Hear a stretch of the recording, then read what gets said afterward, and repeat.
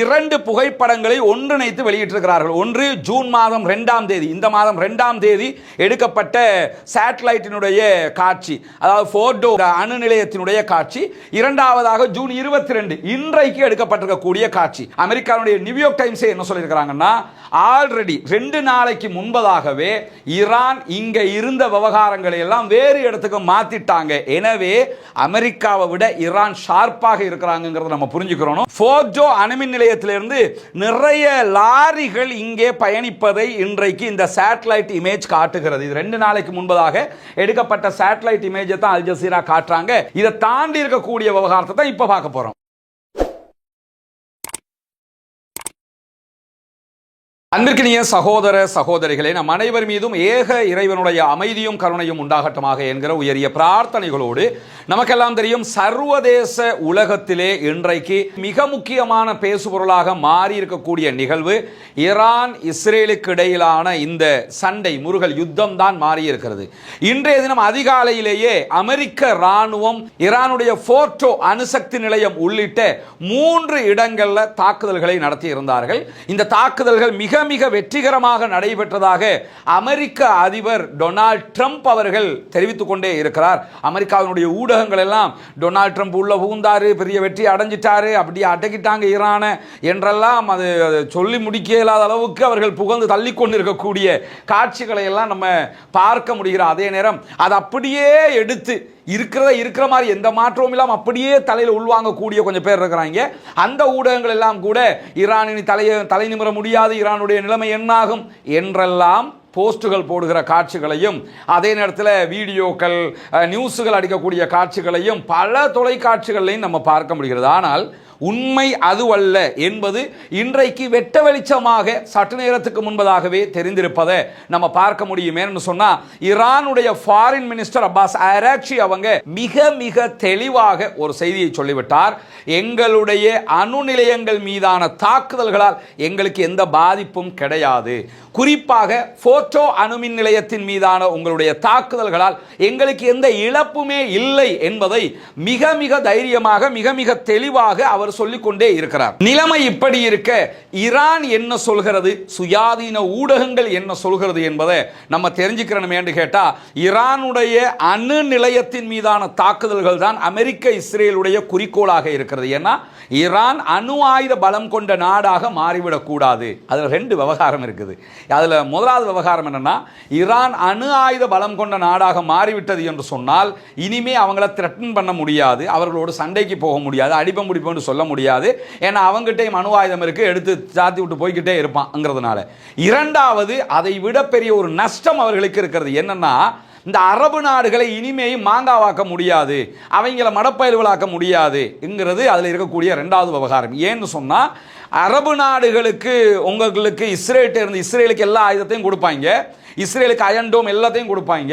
கொடுத்துட்டு என்ன சொல்லுவாங்கன்னா, இஸ்ரேல் பக்கத்தில் இருக்குது, நீங்களாம் ஆயுத பலத்தை வளர்த்துக்கிறேன்னு, நாளைக்கு பின்ன ஏதாவது உங்களுக்கு தேவையா இல்லையா என்று சொல்லி இஸ்ரேலை காட்டியே அரபு நாடுகளுக்கு ஆயுத விற்பனையை செய்து கொண்டிருப்பார்கள். இதுதான் வளமையாக நடைபெற்று வரக்கூடிய நிகழ்வு. இந்த நிலையில தான் இப்பொழுது நடக்கக்கூடிய சமாச்சாரங்களை எல்லாம் பார்த்தீங்கன்னு சொன்னா, இதுல அணு ஆயுத பலம் கொண்ட நாடாக ஈரான் மாறிவிட்டது என்று சொன்னால் இனிமேல் அவர்கள் அரபு நாடுகளுக்கு இஸ்ரேலை காட்டி ஆயுத விற்பனை செய்ய முடியாது. ஒன்று. இரண்டாவது, இந்த யுத்தத்துக்கு பிறகு எந்த அரபு நாட்டிடத்திலையும் போய் இந்த அயன்டோம் அதை இதெல்லாம் காட்டி என்ன பண்ண முடியாதுன்னா, மீண்டும் அவங்க பிசினஸ் பண்ண முடியாது. இந்த மாங்காய்கள் அதை நம்பி வாங்கினாங்கன்னா அது 2வது. பொதுவாக பார்த்தீங்கன்னா அப்படி விற்க முடியாது. ஏன்னு கேட்டா, இப்பதான் அடிச்சு காட்டிட்டானே, உன்னுடைய அயன்டோம் எல்லாம் ஒண்ணுக்கு உதவாதது அடிச்சு காட்டிட்டான், அதனால அதையும் செய்ய முடியாது. 3வது விவகாரம் என்னன்னா, அமெரிக்காவோடு இனி ஆயுத ஒப்பந்தங்கள் பண்ணுவதை விட அரபு நாடுகள் ஈரானோடு பண்ணுவதற்குத்தான் தலைப்படும் என்பதையும் நம்ம புரிந்து கொள்ள முடியும். இப்படியான ஒரு சூழல் வந்துவிடக் கூடாது என்கிறதுனால தான் உடனடியாக ஈரானுக்குள்ள புகுந்து நான் தாக்குதல் நடத்துகிறேன் என்று அமெரிக்கா தாக்குதல் நடத்தியது. இந்த தாக்குதலுக்கு பிறகு அல் ஜசீரா வெளியிட்டிருக்கக்கூடிய செய்தி இதுதான். இங்க நீங்க பார்க்கலாம், அல் ஜசீரா 2 இரண்டு புகைப்படங்களை ஒன்றிணைத்து வெளியிட்டிருக்கிறார்கள். ஒன்று ஜூன் மாதம் 2ஆம் தேதி, இந்த மாதம் 2ஆம் தேதி எடுக்கப்பட்ட சேட்டலைட்டினுடைய காட்சி, அதாவது போர்டோ அணு நிலையத்தினுடைய காட்சி. இரண்டாவதாக ஜூன் 22 இன்றைக்கு எடுக்கப்பட்டிருக்கக்கூடிய காட்சி. இங்க பாருங்க, இதுதான் போர்டோ அந்த அணுமின் நிலையத்தினுடைய இன்றைய காட்சியாக இருக்கு. இந்த இடத்துல இங்க இருக்குது அணுமின் நிலையத்தினுடைய மெயின், இங்க தான் அட்டாக் பண்ணிருப்பாங்க என்று எல்லோரும் நினைப்போம். இங்க அட்டாக் பண்ணல, இங்க தான் அவங்க வந்து என்ன பண்ணாங்கன்னு சொன்னா அட்டாக் பண்ணிருக்காங்க. என்ன இதான் என்ட்ரி சைட். ஒன்ன புரிஞ்சுக்கிறீங்க, இது ஒரு பெரிய மலை பகுதி, கல்லு மலை. இதுக்குள்ளாக அட்டாக் பண்ணி அழிக்கிறதுங்கிறது அசாத்தியமானது. அதனால அவங்க அடிச்சது ஃபெயிலியர் இப்போ ஆயிருக்குது. எந்த அணுக்கசியும், எந்த ஒரு கதிர்வீச்சும் கிடையாது, எந்த ஒரு அணுக்கசியும் கிடையாதுங்கிற செய்தியெல்லாம் ஏன் வருதுன்னு கேட்டா, இதுக்குள்ள அடிக்காம இந்த ரெண்டு இடமும் வந்து என்ட்ரன்ஸ், இந்த என்ட்ரன்ஸ் மேல தான் அவங்க இன்றைக்கு தாக்குதல் நடத்தி இருக்கிறாங்க. இப்ப இது ஜூன் 22 தானே, அப்படியே நீங்க ஜூன் 2க்கு வந்து பாத்தீங்கன்னா எப்படி நிலைமை இருக்குதுங்கிறத பாருங்க. ஜூன் 2ஆம் தேதி இதே இடம் எப்படி இருந்ததுன்னா இப்படி இருந்தது. இப்படி இருந்த இந்த ரெண்டு இடத்துல தான் இன்றைக்கு அட்டாக் பண்ணியிருக்கிறாங்க. இதனால எந்த ஒரு இழப்பும் ஈரானுக்கு இல்லை. இதை தாண்டி ஏன் இல்லைங்கிறதுக்கான ரெண்டு காரணம். ஒன்று, அவர்களுடைய குண்டுகள் 60 மீட்டரை தாண்டி போகாது. 80 மீட்டர் ஆழத்தில் ஈரான் அந்த யுரேனியத்தை, செறிவூட்டப்பட்ட யுரேனியத்தை வைத்திருப்பதாக சொல்லப்படுகிறது. இரண்டாவது, இன்றைக்கு வெளியாக இருக்கக்கூடிய இன்னொரு புகைப்படத்தில் அல் ஜசீரா என்ன சொல்றாங்கன்னு சொன்னா, நியூயார்க் டைம்ஸும் அதை எழுதியிருக்கிறாங்க. அல் ஜசீரா மட்டுமல்ல, அமெரிக்காவுடைய நியூயார்க் டைம்ஸே என்ன சொல்லியிருக்கிறாங்கன்னா, ஆல்ரெடி 2 நாளைக்கு முன்பதாகவே ஈரான் இங்க இருந்த விவகாரங்களை எல்லாம் வேறு இடத்துக்கு மாத்திட்டாங்க. எனவே அமெரிக்காவை விட ஈரான் ஷார்ப்பாக இருக்கிறாங்கிறத நம்ம புரிஞ்சுக்கிறோம். ஏன் புரிஞ்சுக்கிறோம்னு கேட்டா, அமெரிக்கா என்ன சொல்லி கொண்டிருந்ததுன்னா 2 வீக் டைம் இருக்குது ஈரானுக்குன்னு சொல்லி கொண்டிருந்தாங்க. அந்த 2 வீக்கை ஈரான் எப்படி அனுமானிச்சிருக்காங்க, 2 வீக் அல்ல 2 டேஸ் அனுமானிச்சிருக்காங்க. நம்ம 2 வீக் நினைச்சிட்டு இருப்போம்ல, 2 டேஸுக்குள்ள அடிக்கிறதுக்கு வாய்ப்பு இருக்குன்னு 2 நாட்களுக்கு முன்பதாகவே போர்டோ அணுமின் நிலையத்தில் இருந்த செறிவூட்டப்பட்ட யுரேனியத்தை அவங்க வேறு இடங்களுக்கு மாற்றுகிற காட்சிகளும் சேட்டலைட்ல பதிவாகி இருப்பதை அல் ஜசீரா வெளிப்படுத்தி இருக்கிறது. இந்த இமேஜை நீங்க பாருங்க, இது ஜூன் 2ஆம் தேதி, இது ஜூன் 22ஆம் தேதி. ஜூன் 22ஆம் தேதி இன்றைய நாளுக்குரிய இமேஜை நீங்க பார்த்தீங்கன்னா, இந்த இடத்துல ஏர் டிஃபென்ஸ் சிஸ்டம் டிஸ்ட்ராய் பண்ணப்பட்டிருக்கிற காட்சியை நீங்க பார்க்கலாம். ஏர் டிஃபென்ஸ் சிஸ்டம் தான் இது. அதை அமெரிக்காவுடைய குண்டுகளால் டிஸ்ட்ராய் பண்ணப்பட்டிருக்கிற காட்சிகள் இங்கே இருக்கிறது. அதே ஜூன் 2ஆம் தேதி நீங்க பார்த்தீங்கன்னு சொன்னா ஏர் டிஃபென்ஸ் சிஸ்டம் இருக்கக்கூடிய காட்சிகள் இருக்கிறது. இதுதான் போர்டோ அணுமின் நிலையத்தினுடைய அந்த வாயில்கள். அதுக்குள்ள குண்டுகள் போடக்கல அது அந்த ஏர் டிஃபென்ஸ் சிஸ்டம் தடுக்கிற மாதிரி இருக்கும். ஏவுகணையாக இருந்தால் தடுப்பாங்க. இது நேரடியாக விமானம் மூலமாக கொண்டு போய் போடப்பட்ட குண்டுங்கிறதுனால அதுவும் சேர்ந்து தான் அழிந்திருக்கிறது. அழிந்திருக்கக்கூடிய காட்சியை தான் இந்த ரெண்டு புகைப்படமும் காட்டுகிறது. இதை தாண்டி இருக்கக்கூடிய விவகாரத்தை தான் இப்ப பார்க்க போறோம். இந்த இமேஜ்ல நீங்க பார்க்க முடியும்.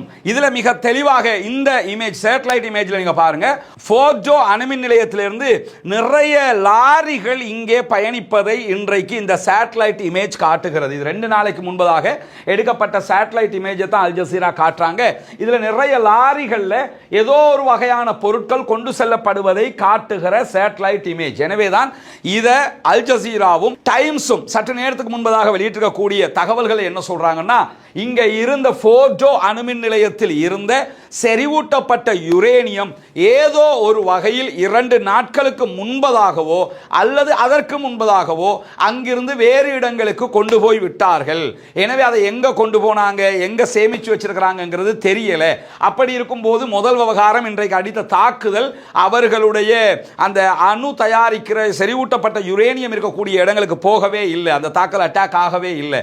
அப்படியே அட்டாக் ஆனாலும் அங்க எதுவுமே இல்லை, எல்லாத்தையும் வேற இடத்துக்கு அவங்க கொண்டு போயிட்டாங்க. அதனால தான் இந்த நிமிடம் வரைக்கும் எந்த விதமான கதிர்வீச்சுகளும் இல்லை. இந்த நிமிடம் வரைக்கும் இல்லைங்க, போன வெள்ளிக்கிழமை, அதாவது முதலாவது இந்த 9 நாளைக்கு முன்பதாக தாக்குதல் ஆரம்பிச்சாங்கல்ல, தாக்குதல் ஆரம்பிச்சது வந்து பல முறை இஸ்ஃபஹான்ல, தபரீஸ்ல, போர்டோல எல்லாம் தாக்குதல்களை இஸ்ரேலே நடத்திட்டான். எந்த ஒரு கதிர்வீச்சும் இதுவரைக்கும் இல்லைன்னு சொன்னா இதையெல்லாம் அவர்கள் எதிர்பார்த்து தயார் நிலையில தேவையான இடங்களுக்கு அதையெல்லாம் மூவ் பண்ணிட்டாங்க என்பது மிக தெளிவாக தெரிகிறது. எனவே இந்த எங்களை விட்டா அறிவாளி இல்லை என்று நினைத்துக் கொண்டிருந்த அமெரிக்காவுக்கு தண்ணிய காட்டல, பச்சை தண்ணியை காட்டிக்கிட்டு இருக்கிறாங்க ஈரான்ங்கிறது துல்லியமாக தெரிகிறது. ஏன்னா அவர்களுடைய இந்த தொழில்நுட்ப அறிவு என்பது அமெரிக்கர்களை மிஞ்சி அறிவாக இருக்கிறது என்பதை நம்ம வரலாற்றில் பார்த்துருக்கோம். நம்ம ஏற்கனவே ஒரு வீடியோ ஒன்று பாரசீகர்களுடைய தொழில்நுட்ப அறிவு சம்பந்தமாக போடுவோம்னு சொல்லியிருந்தோம். அது நேரம் தான் பிரச்சனையாக இருக்கு. நிறைய இந்த வீடியோக்கள் தான் போட்டுக்கிட்டு இருந்தாலும் ஒரு முக்கியமான எஜுகேஷன் சம்பந்தப்பட்ட வீடியோங்கிறதுனால அதையும் நம்ம இன்றைக்கோ நாளைக்கோ இன்ஷா அல்லாஹ் வெளியிட்டுருவோம். அதில் உங்களுக்கு தெரியும் அவர்களுடைய அறிவு ஆற்றல் எப்படிப்பட்டது என்பதை நீங்க புரிந்து கொள்ள முடியும். அந்த வகையில் நீங்க பாத்தீங்கன்னு சொன்னா இன்றைக்கு அமெரிக்காவுக்கு தண்ணி காட்டி இருக்கிறது ஈரான் என்கிற செய்திகளை நீங்க பார்க்க முடியும். அல் ஜசீராவில் இந்த புகைப்படங்கள் இருக்கிறது. நம்முடைய டெலிகிராம் சேனல்லையும் இந்த புகைப்படங்களை நம்ம பதிவேற்றி விடுவோம். இப்படி இருக்கிற நேரத்தில் போர்டோ அணுமின் நிலையத்தில் தாக்குதலுக்குள்ளான பகுதிகளை நாங்கள் முழுவதுமாக கிளியர் பண்ணிட்டோம். அங்க வந்து நிவாரண பணிகள் முடிந்து விட்டது. சில பேர் காயம் உண்டாகி இருக்கிறது, அவர்களை நாங்கள் மருத்துவமனைக்கு சேர்த்துட்டோம். அந்த இடம் இப்ப கிளியராக இருக்குது, பழைய மாதிரியே இயங்குகிறது என்று சொல்லி மீண்டும் ஈரான் இன்றைக்கு அறிவித்திருக்கக்கூடிய செய்திகள் வெளியாகி இருக்கக்கூடிய நேரத்தில் எங்களுடைய அணுமின் நிலையங்களை தாக்குவதனூடாக பெரிய சிவப்பு கோட்டை இஸ்ரேலும் அமெரிக்காவும் தாண்டி இருக்கின்றன. ரெட் லைனை தாண்டிட்டாங்க.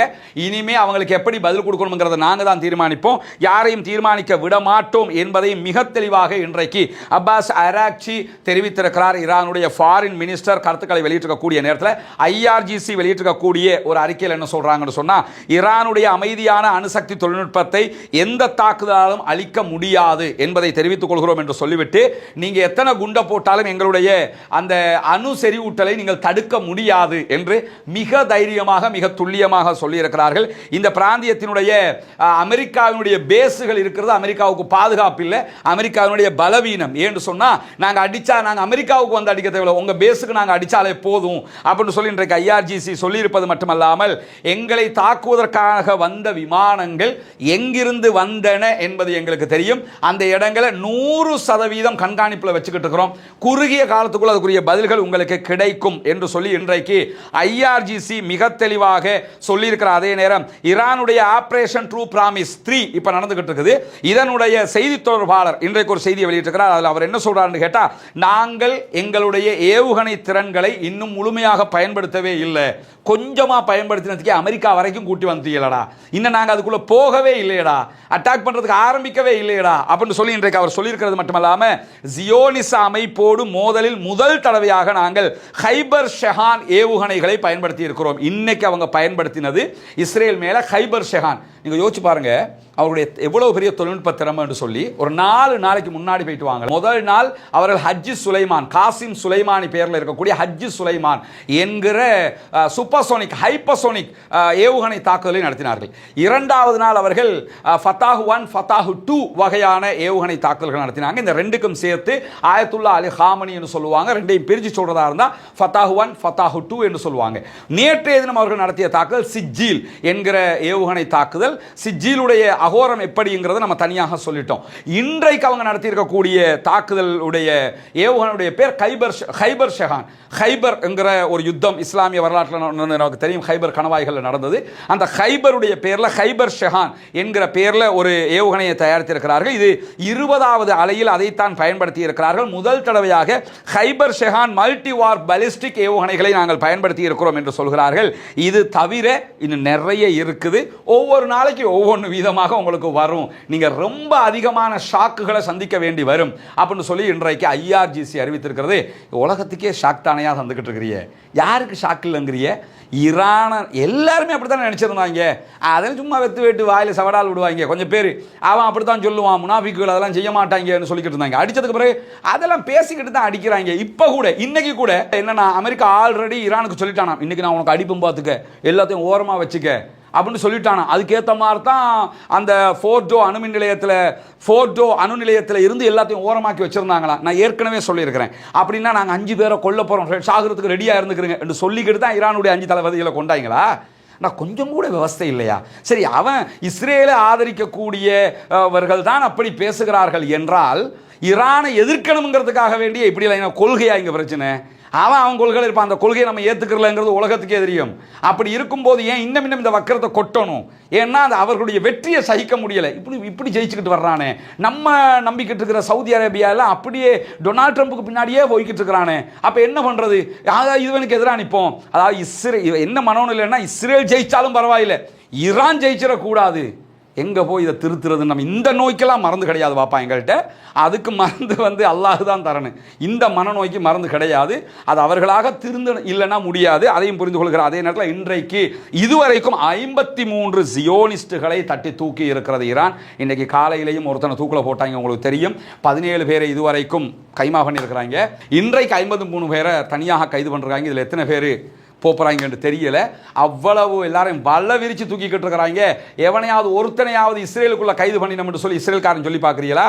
ஒருத்தனையும் இஸ்ரேலுக்குள்ள கைது பண்ணல. ஈரானுக்குள்ள இஸ்ரேல்காரங்களை, மொசாதுடைய ஆதரவாளர்களை தொடர்ந்து கைது செய்து கொண்டிருக்கிறார்கள் என்பதை பார்க்க முடியும். தொடர்ந்து இணைந்திருங்கள். நம்முடைய 2 சேனல்களையும் சப்ஸ்கிரைப் செய்யாத சகோதரர்கள் சப்ஸ்கிரைப் செய்து இணைந்து கொள்ளுங்கள். ரஸ்மின் MISC நியூஸ் என்கிற இந்த சேனல், ரஸ்மின் டாக்ஸ் என்கிற அந்த சேனல், 2 சேனலையும் சப்ஸ்கிரைப் செய்யாத சகோதரர்கள் சப்ஸ்கிரைப் செய்து கொள்ளுங்கள். நம்முடைய டெலிகிராம், வாட்ஸ்அப் சேனல்களையும் இணைந்து கொள்ளுங்கள். தொடர்ந்தும் உண்மை செய்திகளை மாத்திரம் தெரிந்து கொள்வோமாக, மக்களுக்கு மத்தியிலே உண்மை செய்திகளை மாத்திரம் கொண்டு போய் சேர்ப்போமாக. வல்ல ரஹ்மான் நம் அனைவரையும் மிகச்சிறந்த பணிகளில் ஒன்றிணைப்பான. அல்ஹம்துலில்லாஹி ரப்பில் ஆலமீன்.